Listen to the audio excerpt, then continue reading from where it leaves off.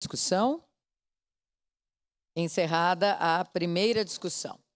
Em primeira discussão, projeto de lei número 48/2024, contido no processo número 65/2024, de autoria do Poder Executivo, que inclui a Festa Campeira do CTG Capão do Vento no calendário oficial de eventos do município de Caxias do Sul.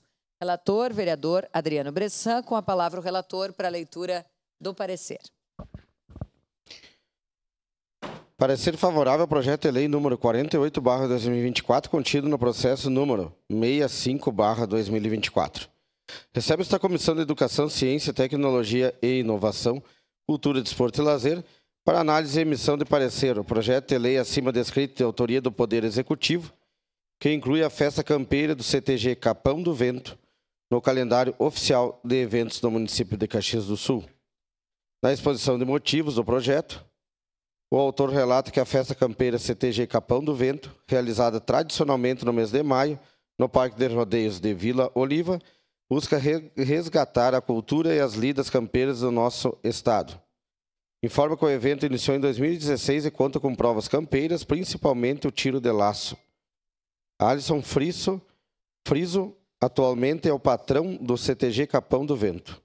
Este evento possui data exclusiva na 25ª região tradicionalista.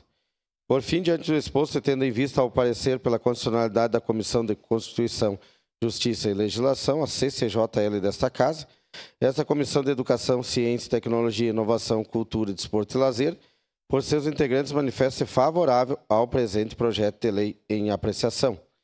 Caxias do Sul, 13 de abril de 2024, 149 anos da colonização e 134 anos da emancipação política. Esse documento vem assinado por mim, presidente e relator Adriano Bressan, vereador Adam Heck, vereador Rafael Malcorra Bueno, vereador Ricardo Zanquim, vereadora Rose Frigieri. Era isso, senhor presidente.